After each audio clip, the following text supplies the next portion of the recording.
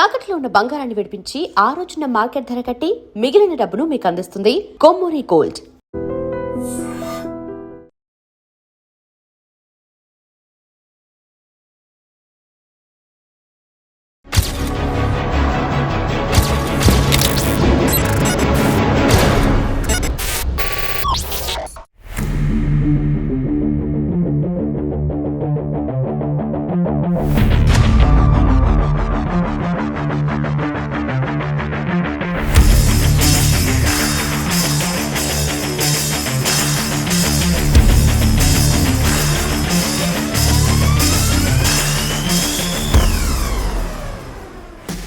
Welcome to I dream. ప్రస్తుతం మనం బీజాపూర్ జిల్లాలో చిన్నబట్టివాడ అనే గ్రామంలో ఉన్నాం. ఇది ఒకప్పుడు జనతా సర్కార్ పూర్తిగా పట్టుని ప్రాంతం.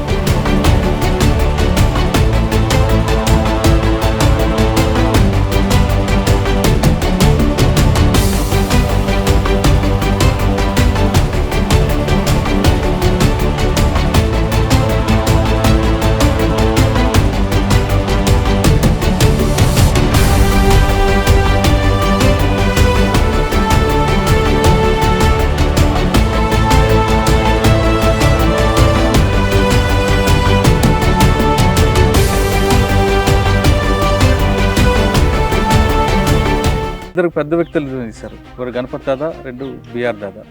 వాళ్ళతో మీకున్న పరిచయం ఎలాగుంది, అసలు పార్టీ మీద మీకున్న ఒపీనియన్? उस समय जब हम लोग बचपन में पले बढ़ रहे थे तो बहुत उस समय सलवा जुलूम का प्रभाव था. 2005 से 2006-07 तक सलवा जुलूम के तहत माओवादी संगठन का बहुत प्रभाव था. గణపతి దాదా का दोस्त ఎలాగుంది? अच्छा है उस समय रहा था. ఫైనల్గా ఎప్పుడు చూసారు? मैं तो 2013 से 2022 तक. ఈ ప్రాంతంలో మావోయిస్ట్ పార్టీ ఉండబట్టే డెవలప్మెంట్ లేదని గవర్నమెంట్ అంటారు, కానీ మావోయిస్ట్ పార్టీ ఉండబట్టే జనతా సర్కార్ ఉందని మీరంటారు. ఏది కరెక్ట్ అంటే? उस समय का जो माओइस्ट पार्टी द्वारा यहाँ पर जनता सरकार को संचालित किए तो ट्राई करके जितना भी कमाएंगे वो सब लोगों का ही करते, मतलब समझती है. గణపతి దాదా హెల్త్ బాగాదు, ఆయన నడవలేరు, ఆయనకి ధోలి మీద తీసుకెళ్లారంట, కరెక్టేనా? हाँ, कभी कभार होता है उसका हेल्थ प्रॉब्लम होने से हम लोग लेके जाते हैं. గణపతి దాదా ప్రొటెక్షన్ బిఆర్ దాదాకి ఎందుకు ట్రాన్స్ఫర్ అయ్యారు? मतलब उनका वृद्धावस्था हुआ है तो सेंट्रल कमेटी का सचिव कई इनका भी हेल्थ प्रॉब्लम है, इसलिए वो तो खुद ही बोला है मैं सेंट्रल कमेटी का सचिव.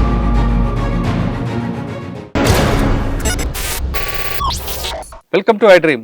ప్రస్తుతం మనం బీజాపూర్ జిల్లాలో చిన్నబట్టివాడ అనే గ్రామంలో ఉన్నాం. ఇది ఒకప్పుడు జనతా సర్కార్ పూర్తిగా పట్టుని ప్రాంతం. అంతేకాకుండా ఇక్కడ 2 కిలోమీటర్ వెనక్కి వెళ్తే ఇడ్మా ఊరు వస్తుంది. ఈ ప్రాంతంలో మావోయిస్టు పార్టీ ఒక సామ్రాజ్యం నడిపింది. అందులో భాగంగా ఈ బట్టివాడ గ్రామంలో బాబు అనే ఒక అబ్బాయి ఉన్నారు. బాబు అంటే సామాన్యమైన మావోయిస్టు కాదు. ఆయన గణపతి గారికి, అదేవిధంగా బిఆర్ దాదా బసవరాజు వారికి ఇద్దరు గన్మెన్గా పనిచేశారు. ఈ గ్రామం నుంచి ఆయన వెళ్ళి కొంతకాలం పనిచేసిన తర్వాత ఆయన సరెండర్ అయిపోయారు. అసలు వాళ్ళిద్దరికి ఎందుకు వెళ్ళారు, ఆయన ఈ గన్మెన్ ఉన్న తర్వాత ఈ బయటకు వచ్చిన తర్వాత బిఆర్ దాదా గారు చనిపోవడం, అసలు ఏం జరిగింది, ఒకప్పుడు మావోయిస్ట్ పార్టీ ఉన్నప్పుడు ఎలాగుండేది, ఇప్పుడు పూర్తిగా క్యాంపులు వచ్చిన తర్వాత ఎలా ఉందనే విషయాన్ని బాబు నడిపిస్తున్నాం. బాబు నమస్తే. నమస్తే సార్. గ్రామం చిన్నబట్టివాడ గ్రామం ఒకప్పుడు ఎలాగుండేది, పార్టీ ఉన్నప్పుడు ఎలాగుంది, పార్టీ బయటకు వచ్చాక ఎలాగుంది, జనతా సర్కార్ పనిచేస్తున్నప్పుడు ఈ చెరువులు ఆశ్రమాలు ఎలాగుండేవి? మీరు ఇద్దరు పెద్ద వ్యక్తులు తీశారు. ఒకరు గణపతి దాదా, రెండు బిఆర్ దాదా. వాళ్ళతో మీకున్న పరిచయం ఎలాగుంది, అసలు పార్టీ మీద మీకున్న ఒపీనియన్? उस समय जब हम लोग बचपन में पले बढ़ रहे थे तो इस क्षेत्र में जैसे कि दक्षिण बस्तर बोलते हैं इसमें, तो बहुत उस समय सलवा जुलूम का प्रभाव था. 2005 से 2006-07 तक सलवा जुलूम के तहत इस क्षेत्र के कई घरों को, कई गांवों को जला दिए पुलिस ने और महिलाओं पर अत्याचार और कई तरह का अन्य शोषण जुल्म किए हैं. इस वजह से फिर संगठन का जो माओवादी संगठन का बहुत प्रभाव था तो सभी युवक युवती संगठन में ही जाने के प्रभावित हुए.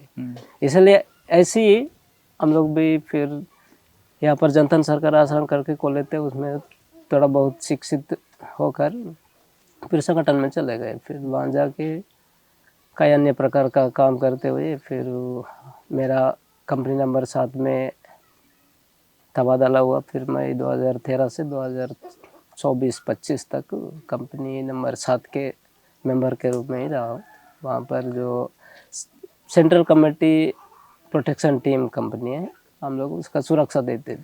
ఓకే, సెంట్రల్ కమిటీ ప్రొడక్షన్ టీంకి వెళ్ళక ముందు అసలు మావోయిజం గురించి ఐడియా ఉందా? हाँ, माओइज्म गुరించి ने इस क्षेत्र में जब से संगठन आए तब से जो माओवादी विचारधारा के साथ ही राजनीति फैलाना है लोगों को, यानी जिस हिसाब से संगठन को बढ़ाना और ये सब करने के लिए जो माओ बताए गए रूल्स, गुरिल्ला युद्ध और दीर्घकालीन जन युद्ध का पॉलिटिक्स से लोगों को एकत्रित करना और लड़ाई में भर्ती करना, इस हिसाब से हमको सिखाया गया। జనతా సర్కార్ ముందు సల్వార్ జుడుం, हाँ, దాని ఇంపాక్ట్ ఏమైనా ఉండేది ఇక్కడ? ఎక్కువ इफेक्ट సల్వార్ జుడుం యొక్క ప్రభావం ఉంది ఇక్కడ? हाँ, बहुत प्रभाव है सर सलवार जुलूम का। ఏం చేసేవారు వాళ్ళు? मैं जब भी बताया ना, बहुत घरों को जलाए। हमारे गांव में तो नहीं पहुंचा, लेकिन अगल बगल गांव में इधर भी पहुंचेगा करके बहुत लोग तो उस समय भयभीत हुए थे कि हमको भी आके मारेंगे, पीटेंगे। जैसे कि चाकू से मारना या तो भगा भगा कर तीर धनुष से मारना, ऐसे करते थे जुलूम वाले। इसका नेतृत्व खरमा द्वारा कराए थे कांग्रेस वाले। उस हिसाब से लोग बहुत ప్రొటెక్షన్ టీంకి వెళ్ళావు. ప్రొటెక్షన్ టీంకి వెళ్ళాక సెంట్రల్ కమిటీలో ఎవరికి ప్రొటెక్షన్ చేసావు? वो प्रोटेक्शन कंपनी में हम लोग वही सेंट्रल कमेटी का चीफ जो महासचिव रहते थे, पहले गणपति दा और उसके बाद बसवारा, जो उसके साथ हम लोग रहे। అంటే ప్రొటెక్షన్ టీంకి వెళ్ళేటప్పుడు మీకు ఫైరింగ్ అది నేర్పారా మీకు పార్టీ? हाँ, हम लोग प्रशिक्षण लेते थे, लेकिन कहीं एम्बुश वगैरह में हम लोग शामिल नहीं होते थे, क्योंकि वो सीसी प्रोटेक्शन को ही उन्हीं को ही सुरक्षा देते थे बस।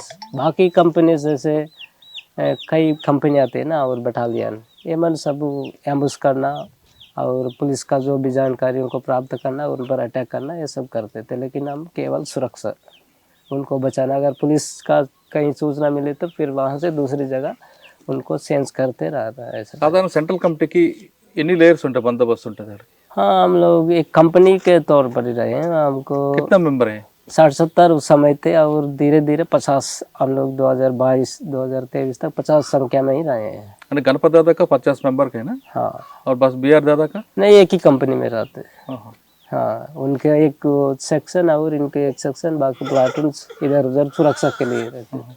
50 मेंबर एक ही राउंड में ना, तो दूसरा प्लेस में किलोमीटर का हाँ, प्लाटून बांधते थे। 50 में से 2 प्लाटून, एक बैक और फ्रंट टू, ऐसा राइट टू रखते लेफ्ट थे। में? हाँ, राइट टू लेफ्ट एक सेक्शन रखते थे, वही प्लाटून में से। कितना किलोमीटर में दूर है? नहीं, 50-60 जो गज जो एक एक सेक्शन को रखते थे, और बाकी जैसे कि 2 किलोमीटर 3 किलोमीटर ऐसा कुछ वो स्काउट टीम्स रखते थे कभी कभी, वो बाहर का लोग कर देते। रात में? रात में भी हम लोग ई सेंट्री करते थे और पेट्रोलिंग वगैरह, डेरा को अगल बगल अपना जो सुरक्षा संबंधित सब देख रेख करते थे। गणपत दादा का दोस्त अलग होने तो अच्छा है, उस समय रहा है। फाइनल के ఎప్పుడు చూసారు? मैं तो 2013 से 2022 तक साथ में ही रहे। तो रहते समय मैं उसका प्रत्येक बॉडीगार्ड के रूप में भी रहा हूँ और हेल्थ का भी देख रेख करता रहा हूँ। సెంట్రల్ కమిటీ మీటింగ్ అయినప్పుడు ప్రొటెక్షన్ టీం ఉంటుందా లేదా దూరంగా ఉంటారా? కొద్దిగా దూరం ఉంటుంది. కానీ వాళ్ళు ఏం మాట్లాడుతారో విన్నారు మీరు? అట్లా లేదు. ఒక ఒక పార్టీ ఇక్కడ నుండి ఇంకో మూవ్మెంట్కి వెళ్ళాలనుకో, పార్టీ అంతా కూడా మూవ్ అవుతుందా? మీ ప్రొటెక్షన్ టీం అంతా మూవ్ అవుతుందా? हाँ, कहीं भी जाना है तो यहाँ से ट्रांसफर होके, मतलब डेरा बदल करके जाना है तो फिर सब लोग एक कंपनी, एक प्लाटून को पहले भेजना, उसके बाद फिर नेक्स्ट हेडक्वार्टर को रखना, फिर तीसरा प्लाटून बैक रहेगा ऐसा। ఈ ప్రాంతంలో మావోయిస్ట్ పార్టీ ఉండబట్టే డెవలప్మెంట్ లేదని గవర్నమెంట్ అంటుంది, కానీ మావోయిస్ట్ పార్టీ ఉండబట్టే జనతా సర్కార్ ఉందని మీరంటారు. हाँ, ఏది కరెక్ట్ అంటారు? उस समय का जो माओइस्ट पार्टी द्वारा यहाँ पर जनता सरकार को संचालित किया है तो बहुत अच्छा है, क्योंकि लोग खुद स्वावलंबन विकास बोलते हैं। खुद कमाई करके जितना भी कमाएंगे वो सब लोगों का ही करते, मतलब समष्टि सोच विचार हम लोग बढ़ाए थे। तो अभी क्या हुआ है, जो गरीब वाले गरीब ही रहेंगे, जो अमीर वाले या धनी वाले धनी ही बनेंगे, ऐसा टाइप का है। 45 ఇయర్స్ దాదాపు 40 సార్లు ఉన్నారు हाँ కానీ డెవలప్మెంట్ లేదు కదా, రోడ్స్ లేవు, కరెంట్ లేదు. हाँ, ये इसमें थोड़ा हम लोग भी चूक हुए, पार्टी द्वारा चूक हुए। रोड आना चाहिए और स्वास्थ्य केंद्र ऐसा टाइप का कुछ स्कूल शिक्षा संबंधित खुलना चाहिए था, लेकिन उस समय क्या है कि इस तरह का रोड सब निर्माण करने से ना पार्टी रहने के लिए संभव नहीं है। जल्दी पुलिस को सूचना मिल जाएगा, फिर पार्टी पर हमला बढ़ेगा, इस टाइप का होकर। కానీ ఇప్పుడు మీరు వెళ్ళిపోయిన తర్వాత క్యాంపులు వచ్చిన తర్వాత రోడ్స్ వేస్తున్నారు, డెవలప్మెంట్ అవుతుంది కదా. हाँ ये तो हो रहा है, लेकिन कुछ विनाश के साथ भी।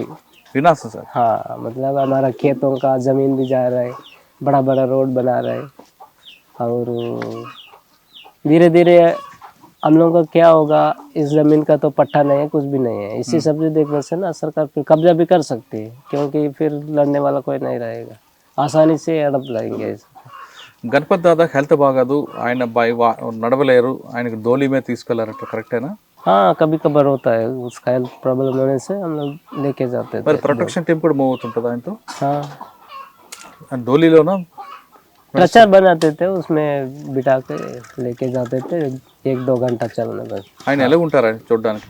दुबला पतला आदमी है, लेकिन तेज दिमाग रहता है, और తెలుగా హిందీ ఏం మాట్లాడుతుంటారు? हिंदी तेलुगु और इंग्लिश भी बोलता है, लेकिन यहाँ पर बोलने वाला कोई नहीं रहता है ना। గణపతి దాదా ప్రొటెక్షన్ బీఆర్ దాదాకి ఎందుకు ట్రాన్స్ఫర్ అయ్యారు, బదిలీ? हाँ, मतलब उनका वृद्धावस्था हुआ है, तो सेंट्रल कमेटी का सचिव ये सबसे काम नहीं कर सकता है, तो किसी का भी जो 70-80 साल के बाद दिमाग भी ठीक काम नहीं करे, और कई इनका भी हेल्थ प्रॉब्लम है, इसलिए वो तो खुद ही बोला है, मैं सेंट्रल कमेटी का सचिव के रूप में मैं काम नहीं कर सकता हूँ, इसलिए मेरे जगह में फिर किसी को लेना है, ऐसा टाइप का उनका प्रपोजल होगा शायद। इसका बारे में हमको तो उच्च स्तर का नेता है ना, ज़्यादा पता नहीं होता है। हमको नॉर्मली बताया कि उसका हेल्थ प्रॉब्लम है, इसलिए हम लोग नया सचिव को चुन रहे हैं। బీఆర్ దాదా ఎంత పనిచేస్తారు? BR दादा 2018 से 2022-2024 तक हम लोग साथ ही रहे। ఏంటి ఆయనతో మీకు ఎలాగుంది ఫ్రెండ్షిప్ ఎలాగ? हाँ हर समय वो तो अच्छा ही बात करता है, रोज सुबह कहाँ पे रहते कैसे बीआर होती दादा है। इससे? हाँ बीआर दादा हम लोग अबूझ मार्ग में। अबूझ मार्ग में? हाँ ज्यादातर उधर ही रहते। अच्छा वाला है ना? हाँ अच्छा है, बहुत अच्छा है। लेकिन हम लोग अभी बहुत अच्छा बोलने से हम पर पुलिस भी बोलेगा ना, क्यों इस तरह तारीफ कर रहे हैं, ऐसा टाइप का। पहले बार भी मेरा ऐसा इंटरव्यू हुआ था, फिर पुलिस भी मुझ पर कई तरह का आरोप लगा रहे थे, ऐसा होता है, इसलिए ज्यादा नहीं बोल पाएंगे उनके जो भी कर्तव्य है उनके बारे में। మీరు ఎవరి మీద అటాక్ చేశారు? पुलिस पर वही तो अपना सिद्धांत बोलता है कि जो गुरिल्ला युद्ध तंत्र बोलता है कि आपके दुश्मन को आप किसी भी तरह का कार्यनीति उपयोग करके मार डालना, यानी हमारा जो लड़ाई है माओइज्म मार्क्सिज्म लेनिनिज्म माओइज्म से शुरू होकर ये पुलिस से नहीं, लेकिन ये व्यवस्था से खिलाफ है, व्यवस्था को समाप्त करना। ये व्यवस्था हमको नहीं चाहिए। अगर ये व्यवस्था कब तक रहेगा, तब तक लोगों का शोषण जुल्म और लूटपाट रहेगा। अगर कोई चाहे कोई भी सरकार आए, लेकिन उसमें कोई फर्क नहीं है, कोई भी सरकार आने से लोगों को इस तरह का ये करेगी। कितना अटैक है अभी काम में?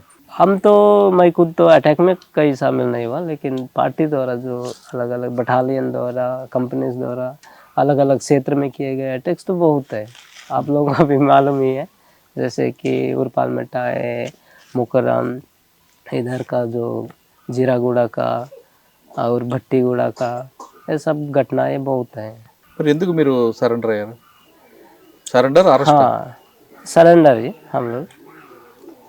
उस समय बहुत माहौल खराब था, यानी हर जगह कैंप खुला है, रहने के लिए जगह नहीं है, और रोज़ पुलिस का ऑपरेशन दिन ब दिन बढ़ी है, तो वहाँ पर बहुत तरह का परेशानी है, खाने पीने की, ये सब होने के कारण फिर पार्टी द्वारा भी पहले से कुछ लोगों द्वारा इस तरह का माहौल ही उत्पन्न हो रहा था कि हम अभी जब से कगार शुरू हुई है तब से इस तरह का माहौल शुरू हुई है कि शायद अभी पार्टी इस क्षेत्र को बचा नहीं पाती है, इसलिए धीरे धीरे हम लोग हाँ समर्पण करेंगे करके सोचे।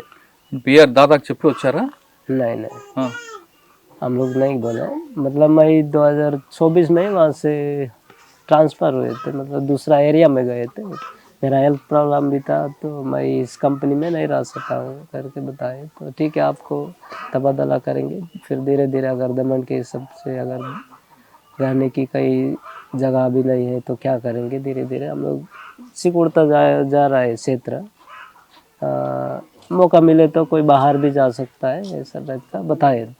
हाँ మీరు బయటకు వచ్చిన తర్వాత हाँ బిఆర్ దాదా ఎన్కౌంటర్ అవుతుంది, हाँ మీకు ఎలా అనిపించింది? हुआ तो दुख, लेकिन क्या करेंगे, वो पुलिस का मामला है। उनके द्वारा हम रहते वक्त भी कई बार हम पर गिरा हुए थे, लेकिन हम वहाँ से भाई कई बार निकल चुके हैं। బయటకు వచ్చి 1 ఇయర్ అయిందా? हाँ 1 साल में బయట బాగా 2025 मई महीने में हम लोग आए बैठ। अभी क्या काम करे? अभी तो घर में ही सर, खेती कमाया और घर का काम संभालना, यही काम है। मार्च 31 आ रहे नियर बाय, हाँ మార్చ్ 30 ఆపరేషన్ కగారు బంద్ అవుతుంది, हाँ डेडलाइन। Dead line. हाँ తర్వాత బాగుంది, ఇప్పుడు బాగుంటుంది, తర్వాత కూడా మావోయిజం వస్తుంది, ఇక్కడ క్లోజ్ అవుతుంది. क्या पता, वैचारिक रूप से तो कुछ माहौल रहेगा ही, लेकिन हथियारबद्ध रूप से शायद ये संभव है सर। ఆపరేషన్ మార్చ్ 31 తర్వాత మావోయిజం ఉంటుందా, కొలాప్స్ అవుతుందా, క్లోజ్ అవుతుందా? क्लोज तो नहीं बोल सकते, जब तक ये सरकार का जो भी रहेगा तब तक रहेगा ही, अलग अलग रूप में। जैसे हथियारबद्ध रूप से हम लोग अभी तक रहे ना, संगठन में हथियार पकड़ के और पुलिस को मारना ये सब किए, इस रूप से शायद नहीं रहेगा, लेकिन सोच विचार में जो लोगों के बीच में उतने समय से उनका प्रभाव था, तो कुछ हद तक रहेगा ही। उसी हिसाब से फिर उसको फिर कानूनी रूप से भी बदल कर उसका जो सोच विचार को कुछ उसमें शामिल करा सकते हैं, जो संघर्ष में। ये मेरा ख्याल है। డెడ్ లైన్ తర్వాత కూడా మావోయిజం కొనసాగుతుంది అంటున్నారు బాబు. ఆయన చెప్తున్నట్లుగా ఇప్పుడు కూడా కొన్ని దగ్గర అరాచకాలు ఉన్నాయి, అవన్నీ కానీ తగ్గితే అప్పుడు మావోయిజం ఏం తగ్గుతా తప్ప, లేదా మార్క్సిజం, లెనినిజం, మావోయిజం అని కూడా ఎప్పుడు ఉంటాయి అన్నది బాబు యొక్క అభిప్రాయం. ఇది ఈ వారం బాబుతో ఇంటర్వ్యూ, వచ్చే వారం మరో గెస్ట్తో మళ్ళీ కలుద్దాం. అంతవరకు నమస్తే. Thank you Babu, thank you very much.